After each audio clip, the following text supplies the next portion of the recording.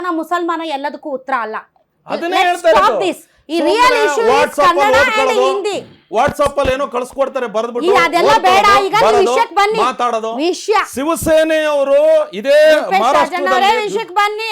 ಇಲ್ಲಿ ಹೇಳ್ತಾರೆ ಮೇಡಮ್, ಹಿಂದಿಯನ್ನ ಯಾರು ಸಹ ಒಂದು ಭಾಷೆಯಾಗಿ ನಾವು ಯಾರು ವಿರೋಧ ಮಾಡ್ತಾ ಇಲ್ಲ. ಎಕ್ಸಾಕ್ಟ್ಲಿ. ಒಂದು ಭಾಷೆಯನ್ನ ಹೇರಿಕೆ ಮಾಡೋದಿದೆಯಲ್ಲ ಅದನ್ನ ನಾವು ವಿರೋಧಿಸ್ತಾ ಇದ್ದೀವಿ.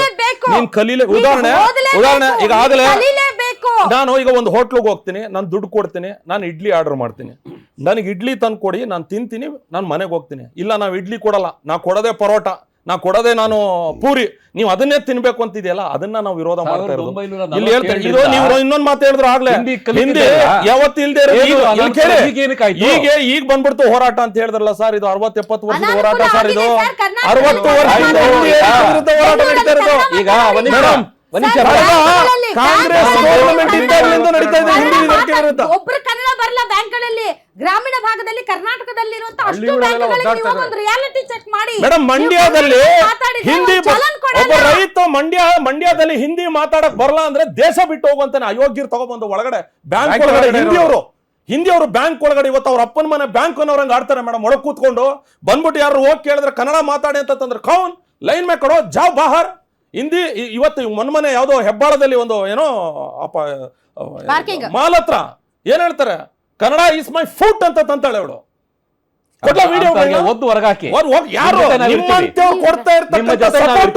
ನಿಮ್ಮಂತವ್ರು ಕರ್ನಾಟಕದಲ್ಲಿ ಅವ್ರ ಬೆಂಬಲಕ್ಕೆ ನಿಂತಿರೋದಕ್ಕೆ ಇವತ್ತು ಆ ಮೇಲ್ನಿಂತಿಗೆ ಹೋಗಿ ನಮ್ಮನ್ನ ನಿಂತ್ಕೊಂಡು ತುಳಿತಾ ಇರ್ತಕ್ಕಂಥದ್ದು. ಇದನ್ನ ನಿಲ್ಲಿಸಬೇಕು ಸರ್ ದಯವಿಟ್ಟು. ದ್ವಿಭಾಷಾ ನೀತಿ ನಾನು ಒಂದು ಹೇಳ ಮೇಡಮ್, ಕರ್ನಾಟಕ ಸರ್ಕಾರ ಏನ್ ಗ್ರೇಡ್ ಮಾಡಿದೆ ನನ್ನನ್ನು ಕೇಳೋದಾದ್ರೆ ಮೇಡಮ್ ಪೂರ್ತಿ ತೆಗೆದಾಕ್ಬೇಕು. ಹಿಂದಿನ 3 ಭಾಷೆಯಲ್ಲಿ 1 ಭಾಷೆಯನ್ನ ಆಯ್ಕೆ ಕೊಡ್ಲಿ. 10 ಭಾಷೆ ಬರೀ ಹಿಂದಿ ಒಂದನ್ನೇ ತೆಗೆದಿಲ್ಲ ಮೇಡಮ್. 9-8 ಭಾಷೆಗಳನ್ನ ತ್ರಿಭಾಷೆಯಲ್ಲಿ 3ನೇ ಭಾಷೆಗೆ ತೆಗೆದಾಕಿದೆ. ನಿಮ್ಗೆ ಇಷ್ಟ ಇದೆಯಾ ಸರ್ ಹಿಂದಿ ಭಾಷೆಗೆ ತಗೊಂಡು ನೀವು ಕಲೀರಿ, ಯಾರಿಗಿಷ್ಟ ಇಲ್ಲ ಕಲಿಯಲ್ಲ, ನೀವು ಕಲೀಲೇಬೇಕು ಎಲ್ಲರೂ ಅಂತ ಅನ್ನೋದಿದೆಯಲ್ಲ ಅದನ್ನ ನಾವು ಒಪ್ಕೊಳ್ಳೋದಕ್ಕಿರಲಿಲ್ಲ. ನಮ್ಮಲ್ಲಿ ಇನ್ನೊಂದು ಹೇಳಿದ್ರು, ನಾವೆಲ್ಲ ಕರ್ನಾಟಕದಿಂದ ಬೇರೆ ಕಡೆ ಹೋಗ್ತೀವಿ ಅಂತ. ನಮ್ಮವ್ರು ಯಾರೋ ಬೇರೆ ರಾಜ್ಯಗಳಿಗೆ ಹೋಗ್ತಾ ಇಲ್ಲ ಸರ್. ಬನ್ನಿ ಯಶವಂತಪುರ ಮೆಜೆಸ್ಟಿಕ್ ಅಲ್ಲಿ ಲಕ್ಷ ಜನ ಹಿಂದಿಯವರು ಬರ್ತಾ ಇದ್ದಾರೆ. ಅವ್ರು ಹೆಲ್ಪ್ ಆಗಲಿ ಅಂತ ಹಿಂದಿ ಕಲೀರಿ ಅಂತ ಇರೋದು. ಒಂದ್ ನಿಮಿಷ ಯಾರು ಮಾತಾಡ್ಕೊಡ್ದು ನೋಡಿ. ಸಂಪರ್ಕ ಭಾಷೆಯಾಗಿ ಲಿಂಕ್ ಭಾಷೆಯಾಗಿ ನಮ್ಗೆ ಗ್ಲೋಬಲಿ ಒಪ್ಕೊಳ್ಳುವಂತಹ ಇಂಗ್ಲಿಷ್ ಅನ್ನ ನಾವು ಕಲ್ತಿದ್ದೀವಿ. ಬಿಕಾಸ್ ನೀವು ಉತ್ತರ ಭಾರತೀಯರಿಗೆ ಇಂಗ್ಲಿಷ್ ಸರಿಯಾಗಿ ಬರೋದಿಲ್ಲ ಅನ್ನೋ ಕಾರಣಕ್ಕೆ ನಿಮ್ಗೆ ಹಿಂದಿ ತುಂಬಾ ಚೆನ್ನಾಗಿ ಬರುತ್ತೆ, ಅದು ನಿಮ್ ಮಾತೃಭಾಷೆ ಅನ್ನೋ ಕಾರಣಕ್ಕೆ ನೀವು ಎಲ್ಲರೂ ಹಿಂದಿ ಕಲ್ತ್ಬಿಡಿ ಅಂದ್ರೆ ನೀವು ಕಲೀರಿ ಇಂಗ್ಲಿಷ್ ನ.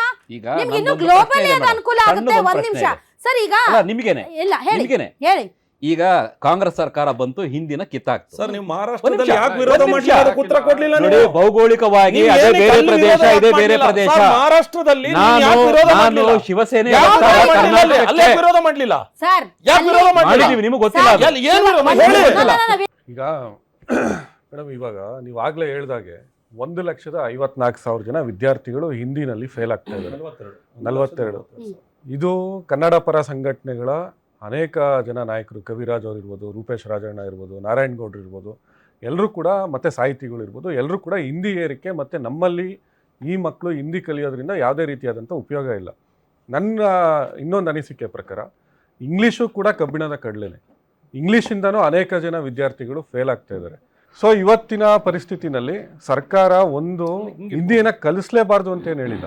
ಇವತ್ತು ತಕ್ಷಣದ ನಿರ್ಧಾರವಾಗಿ ಒಂದು ಪರೀಕ್ಷೆಗಳು ಬಂದಿರುವಂತ ಸಂದರ್ಭದಲ್ಲಿ ವಿದ್ಯಾರ್ಥಿಗಳು ಹಿಂದಿನಲ್ಲಿ ಫೇಲ್ ಆಗ ವಿದ್ಯಾರ್ಥಿಯ ಮೌಲ್ಯಮಾಪನ ನಿನಗೆ ಹಿಂದಿ ಎಷ್ಟು ಬರುತ್ತೆ ಎಷ್ಟು ಬರಲ್ಲ ಮಾಡೋದಕ್ಕೆ ರೆಡಿ ಇಲ್ಲ. ನಿನಗೆ ಬೇಕಾ ನೀನ್ ಕಲಿ ಅಷ್ಟೇ. ಬಟ್ ಅದರಲ್ಲಿ ನೀನು ಗಳಿಸುವಂತ ಅಂಕ ನಿನ್ನ ಮೌಲ್ಯಮಾಪನದ ಭಾಗ ಆಗೋದಿಲ್ಲ. ನಿನ್ನ ಪಠ್ಯದ ಇದಕ್ಕೆ ವಿಚಾರವಾಗಿ ಅದು ತಡೆ ಆಗೋದಿಲ್ಲ ಅನ್ನೋದು, ನೀನ್ ಪಾಸ್ ಆಗೋದಕ್ಕೆ ನಿನ್ಗೆ ಯಾವುದೇ ರೀತಿಯ ಅಡ್ಡಿ ಅಲ್ಲ. ಹಿಂದಿ ನೀನ್ ಕಲ್ತ್ಕೋ, ಹಿಂದಿ ಕಲಿಬೇಡ ಅಂತ ಯಾರು ಹೇಳಿಲ್ಲ. ನೀವೇ ಹೇಳ್ದಂಗೆ 8 ಶೆಡ್ಯೂಲ್ ಅಲ್ಲಿ 22 ಭಾಷೆಗಳಿಗೆ ಅಧಿಕೃತವಾಗಿ ಮಾನ್ಯತೆ ಕೊಟ್ಟಿದ್ದಾರೆ. ಅಲ್ಲಿ ಯಾವುದು ಮೇಲೂ ಅಲ್ಲ ಕೀಳು ಅಲ್ಲ. ಆಮೇಲೆ ಅದೇ 8 ಶೆಡ್ಯೂಲು ಮತ್ತು ಆರ್ಟಿಕಲ್ 353, 344, 343, 343ನಲ್ಲಿ UPSC ಮತ್ತು ರೈಲ್ವೆ ಎಕ್ಸಾಮು, ಬ್ಯಾಂಕಿಂಗ್ ಎಕ್ಸಾಮು ಇದರಲ್ಲೆಲ್ಲ ಕೂಡ ಸ್ಥಳೀಯ ಭಾಷೆಗಳಿಗೆ ನೀವು ಅವಕಾಶ ಕೊಡಬೇಕಂತೂ ಹೇಳಿದೆ. ಹಿಂದಿ ರಾಷ್ಟ್ರೀಯ ಭಾಷೆ ಅಂದರೆ ರಾಷ್ಟ್ರೀಯ ಭಾಷೆ ಅಲ್ಲ. ಸೊ ಕೇಂದ್ರದ ಒಂದು ಆಡಳಿತ ಭಾಷೆ ಅಷ್ಟೇ ಹಿಂದಿ, ಆರ್ಟಿಕಲ್ 343 ಪ್ರಕಾರ. ಸೊ ಅದು ಇಡೀ ದೇಶಕ್ಕೆ ಅನ್ವಯಿಸಲ್ಲ. ನೀವು ಕೇಂದ್ರ ಸರ್ಕಾರದ ಒಂದು ಇದಕ್ಕೆ ಅವ್ರು ಮಾಡ್ಕೊಂಡಿದ್ದಾರೆ, ಸಂವಿಧಾನದಲ್ಲಿ ಹೇಳಿರುವಂಥದ್ದು. ಸೊ ಅದು ಇಡೀ ದೇಶಕ್ಕೆ ಅನ್ವಯಿಸೋದಿಲ್ಲ. ತುಂಬ ಖುಷಿ ಆಗ್ತಾ ಇದೆ. ಯಾಕೆಂದರೆ ಇವತ್ತು ಎಷ್ಟೋ ಜನ ಮಹಿಳೆಯರು ಹೇಳ್ತಾ ಇದ್ರು, ನನಗೆ PCOD ಪ್ರಾಬ್ಲಮ್ ಇತ್ತು ಸರ್, ಥೈರಾಯ್ಡ್ ಪ್ರಾಬ್ಲಮ್ ಇತ್ತು ಸರ್, ಆರಾಮಾಗಿ ನಾನು ಸಣ್ಣ ಆದೆ ಸರ್, ತುಂಬ ಥ್ಯಾಂಕ್ ಯು ಅಂತ ಎಷ್ಟೋ ಜನ ಹೇಳ್ತಾ ಇದ್ರು. ನಿಮಗೆ PCOD ಪ್ರಾಬ್ಲಮ್ ಇರಲಿ, ಥೈರಾಯ್ಡ್ ಪ್ರಾಬ್ಲಮ್ ಇರಲಿ, 100% ನೀವು ಸಣ್ಣ ಆಗಬೇಕು, ಆರೋಗ್ಯದಲ್ಲೂ ಸಮೇತ ತುಂಬ ಚೇತರಿಕೆ ಆಗಬೇಕು ಅಂದರೆ ಪ್ರತಿದಿನ ನಮ್ಮ ಜೀನಿ ಸ್ಲಿಮ್ನ ಯೂಸ್ ಮಾಡಿ. ಯಾಕೆಂದರೆ ಜೀನಿ ಸ್ಲಿಮ್ಮು ಒಂದು ಉತ್ತಮ ಆಹಾರ. ಸೊ ಇವತ್ತು ಇವರು ಮದ್ರಾಸಗಳಿಗೆ ಹೋಗ್ತಾರೆ. ನಮ್ಮ ಕನ್ನಡ ಅಭಿವೃದ್ಧಿ ಪ್ರಾಧಿಕಾರದ ಅಧ್ಯಕ್ಷರು ಪುರುಷೋತ್ತಮ್ ಬಿಳಿಮಲೆ ಅವರು ಆಗಸ್ಟ್ 2025ರಲ್ಲೇ ಮದರಾಸಗಳಲ್ಲಿ ಕನ್ನಡ ಕಲಿಸೋದಕ್ಕೆ ಒಂದು ಕಾರ್ಯಕ್ರಮನ ಆಯೋಜನೆ ಮಾಡಿದ್ದಾರೆ. ಅಲ್ಲಿರುವಂಥ ಎಲ್ರಿಗೂ ಕನ್ನಡವನ್ನು ಕಲಿಸ್ತಾ ಇದ್ದಾರೆ.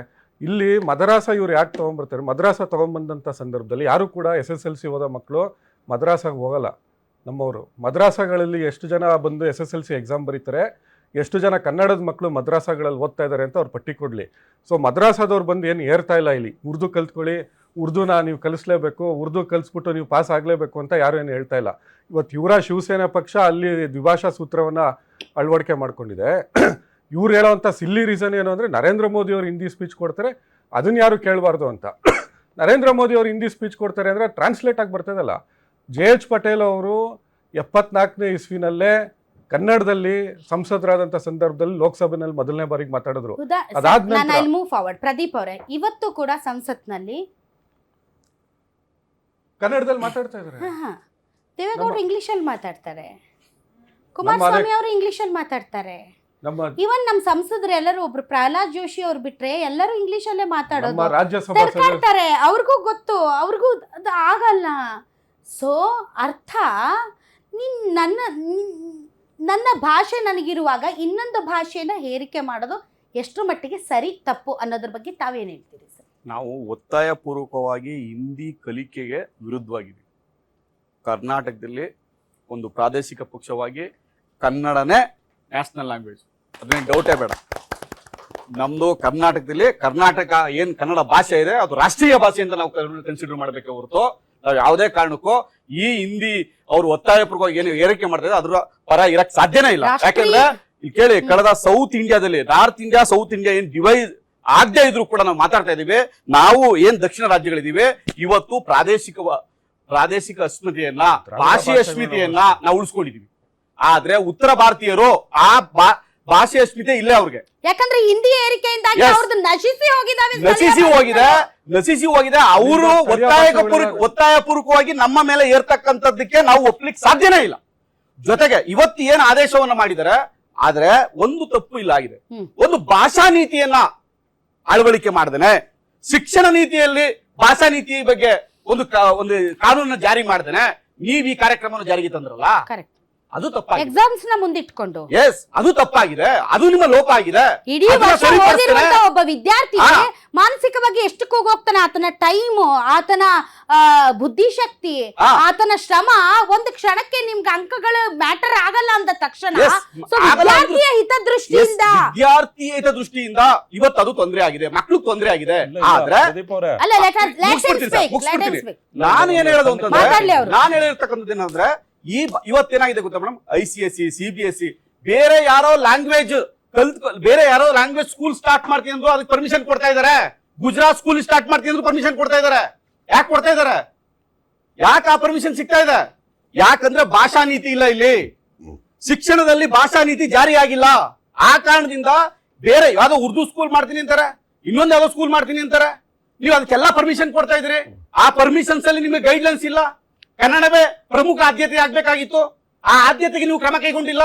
ಆ ಎಲ್ಲ ಕ್ರಮಗಳನ್ನು ತೆಗೆದುಕೊಳ್ಳದೆ ನೀವು ಏಕಾಏಕಿ ಈ ಕಾರ್ಯಕ್ರಮವನ್ನು ಜಾರಿಗೆ ತೆಗೆದುಕೊಂಡಿದ್ದೀರಾ, ಅದು ತಪ್ಪಾಗಿದೆ. ಕಾರ್ಯಕ್ರಮದಲ್ಲಿ ಒಂದು ಸ್ಮಾಲ್ ಬ್ರೇಕ್ನ ನಂತರ ಕಾರ್ಯಕ್ರಮ ಮುಂದುವರಿಯುತ್ತೆ.